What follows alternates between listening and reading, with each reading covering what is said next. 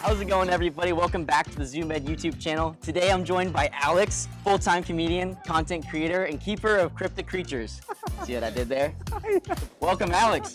What are we doing today? How you doing, man? All right, so we are building an enclosure today. We're building a house snake enclosure for my all-time favorite species. Why are they your favorite species? Oh man, these snakes are absolutely incredible, dude. They are like the best aspect of every single snake combined into one single snake. I like them because they're small. I like them because they're curious. I like them because you can see that their brain works and they think about things and they don't just strike at food for no reason.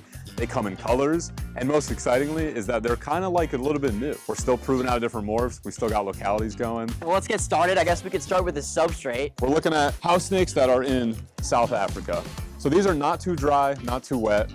You know, they're a warm species, so it's kind of right down the middle. So I always do a 50-50 blend. So we got Reptisoil. Oh, I'm just gonna dump it. Yeah, just dump it in, dude. Oh, that's looking good. And I go like 50-50, maybe a little heavy on the soil and then a little lighter on the sand, maybe like a 40-60. Do you like to do the blend because it'll hold better, you think? Like burrows? Or they have species that'll kind of burrow under the substrate? They make like little pseudo burrows. Okay. Like they'll kind of like make little tracks and snuggle themselves in. They're not fossorial in any way, but they will kind of snuggle up. But I like it because if you look at the substrate, it's a little sandy, it's a little clay-like, it's a little red, especially the KZNs. They're very, very red and clay colored, like little terracotta pots. That's looking pretty decent. I don't go too deep. We got water. This is a nice little rainstorm. Yeah. And it helps hold it together. Kind of little crumples. Not like, we're not trying to hold crazy burrows, just a little bit of structure, hold the dust down. That's looking great. So where did the name Leafy Street come from? Oh, I can say it. I'm allowed to say it now because I moved. It was the Wi-Fi password of my old apartment. So I can't say that. I used to have to lie about it for a long time, but I've moved now, so you can steal my Wi-Fi. But it sounded like a cool place to live, and it sounded like this imaginary place. And I never wanted the channel to be about me. I wanted it to be about the animals, and I was like, where do they live? They live on Leafy Street. Like, this is their spot.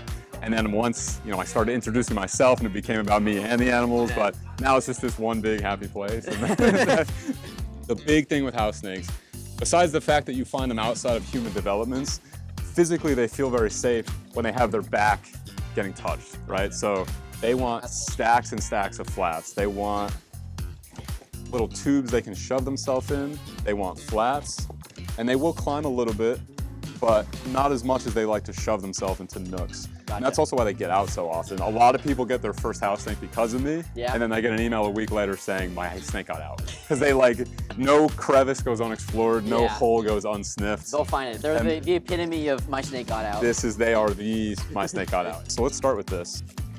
We'll go a little leaf litter first. What are these little, I believe those are jackfruit leaves. So this is the first thing I do every time I make a house snake enclosure. I go in, right, and I'm gonna dig out a little burrow, and it looks like nothing, but this is their whole life. They appreciate this so much. Yeah. And then I start stacking. Just stack it? I'm just stacking. That's all I'm doing. And they're gonna find their happy spot in there. And this is like, it looks like so much wood, and it is.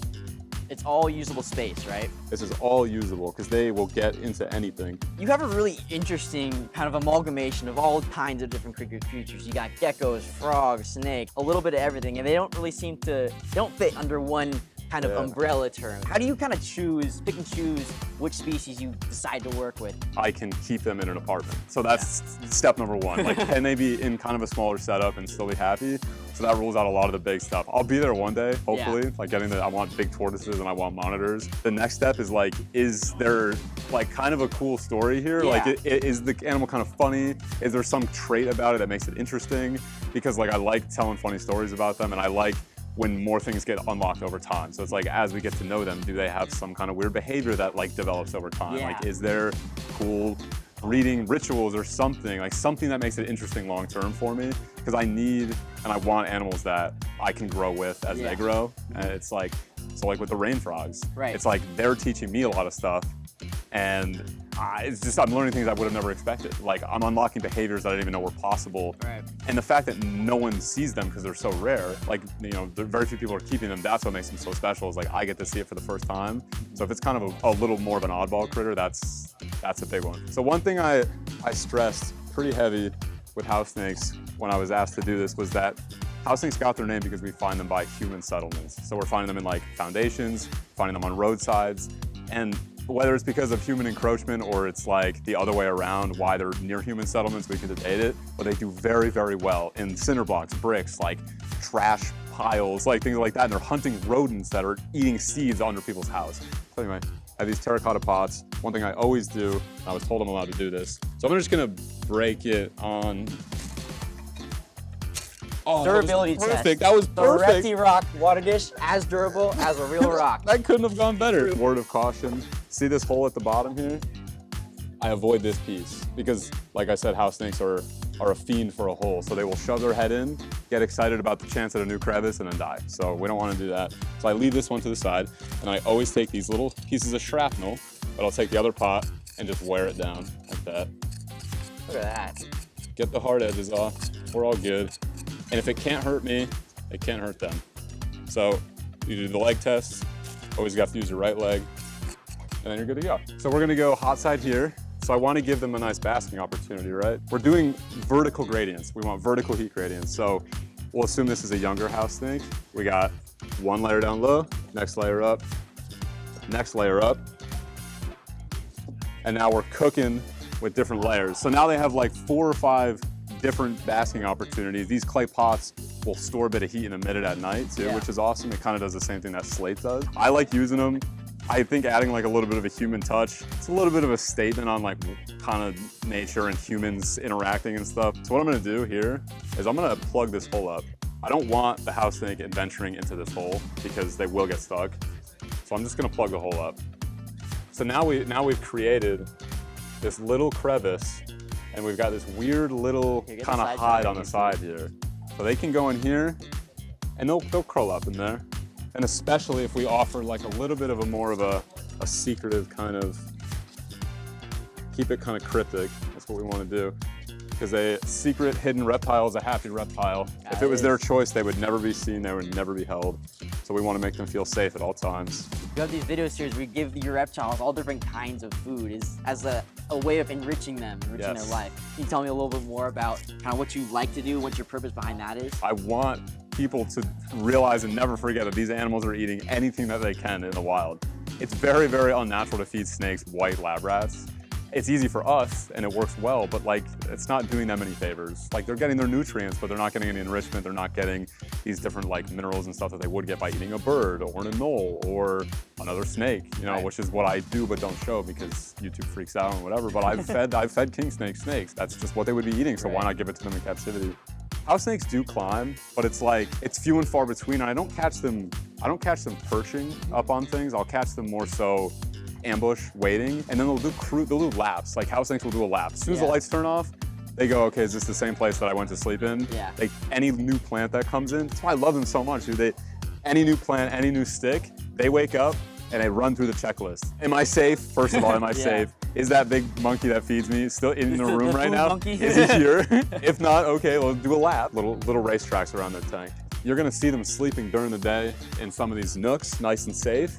And then while they sleep, you can come in like a little stick fairy and change everything around, and they'll wake up to a whole new world every single day. Do you want to add any kind of foliage too, or are you going for more the We got foliage? Yeah, we got all kinds of plants. You guys got everything. Oh, these are sick. This is some kind of succulent, right? Yeah, there's a lot of succulents. Oh, this is some of our cool. desert flora. You know, some of these are looking a little bit native to Africa. You know, one thing you do with your YouTube channel, you really don't post a whole lot, but when you do post, it's always seems very thought out and there's like a story behind it. I used to post like very, very traditional reptile content where it was like heat pad versus heat bulb 101, but I didn't have the reach that I wanted. My entire goal of the channel is to reach as many people as possible and get as many people excited as possible. I knew if I'm gonna have to do that, I have to find a way to reach a wider audience. So now my model now is get a really cool animal or have one that I really like and have like a general idea in my head of like what the story could be. Yeah. But then what's so amazing about making stuff with animals is that you can't really control the outcome. Like if things go wrong, you have to be honest about it. It's just what it is. And that's the whole thing. It's like, I hope it always goes right. I hope they breed. I hope we get baby rain frogs. I hope we get hundreds of morning geckos. But when things go wrong, it's part of the story. I can't control it. All right, Alex. Well, before we let you go, I got some rapid fire questions to finish off the episode. Amazing. Okay. All right, you ready? What was your first reptile? Oh, it was a wild-caught garter snake, and it was gravid, or preggers. Gave birth in captivity in my garage, like 15 of them. And my dad released all of them, and I cried so much I almost threw up from crying because I was so mad he got rid of them all. But that was the first one. It got me going. Her name is Oreo. What is the most challenging reptile you keep? Oh, rain frogs by a mile. Nobody knows anything about them. They're in Japan, so they're translating Japanese to English, and it's super, super challenging. If there's anything else that you want people to know about you, this is your time. Who is Alex from Leafy Street? I am somebody that keeps a ton of animals, and I just want you to be excited about these animals, and I hopefully want you to have one too. And when it comes time to buy one, shoot me an email or shoot this guy an email and get a gecko, get a house snake, and you won't regret it. Thanks for having me, Ben. Thanks.